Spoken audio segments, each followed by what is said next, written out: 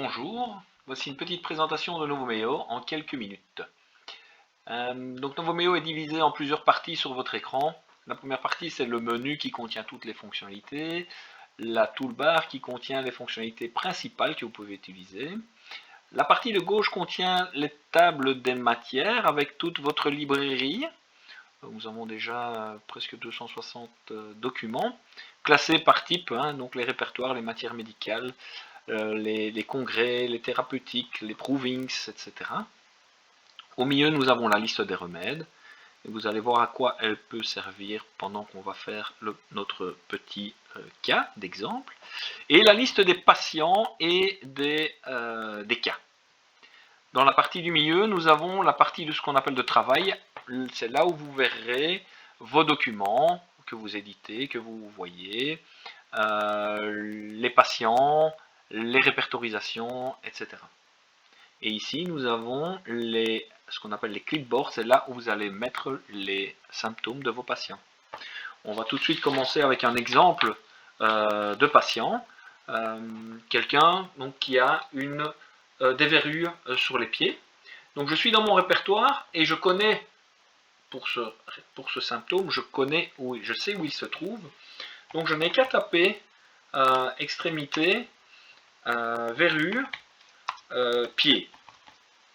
Et donc j'arrive directement sur cette rubrique dans le répertoire et je peux la prendre et la mettre dans mon clipboard. À ce moment-là, on voit directement dans la table des remèdes qu'au lieu d'avoir 2800 remèdes, je n'en ai plus que 42, puisque j'ai pris une rubrique qui a 42 remèdes, et donc ma liste des remèdes est donc limitée aux remèdes de mon patient. Ensuite, mon patient, c'est quelqu'un qui a roulé à vélo très tôt, qui était très précoce à l'école, et donc nous allons prendre aussi sa rubrique qui est psychisme, précocité. Vous voyez que je tape ici précocité sans accent, et il me le trouve évidemment avec accent, donc ça va très très vite pour retrouver les symptômes quand on les connaît dans le répertoire.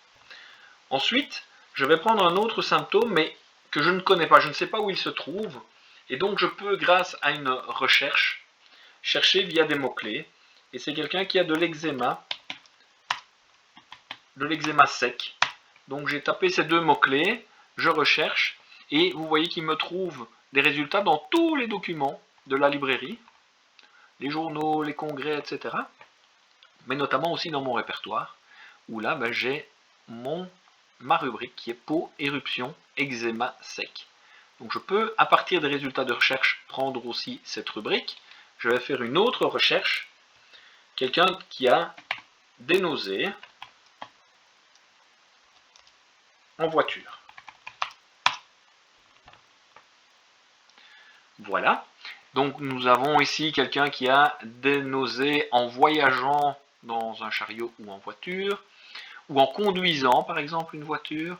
Ici c'est bien entendu, puisqu'il s'agit d'un enfant, quelqu'un qui a des nausées en voyageant en voiture.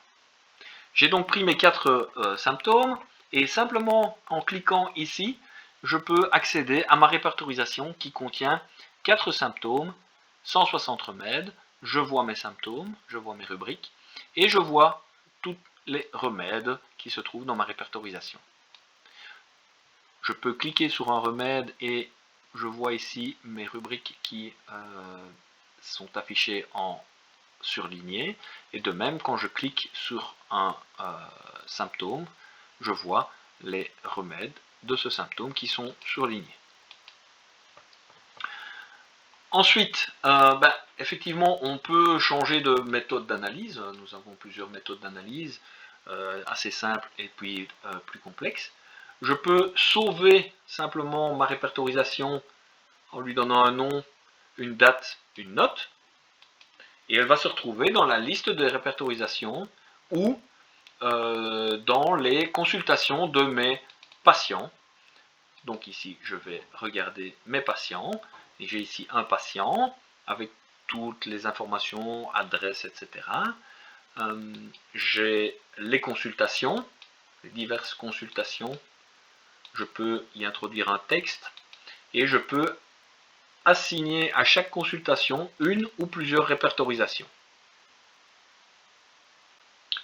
Nous avons des patients de type humain, mais nous savons travailler aussi avec des fiches vétérinaires, où là, on voit le chien, c'est un chien, un cheval, un chat, etc. Et donc là, les champs sont différents. On peut voir le numéro de la puce ou le numéro du tatouage, ainsi que lier la fiche de l'animal avec une fiche de propriétaire.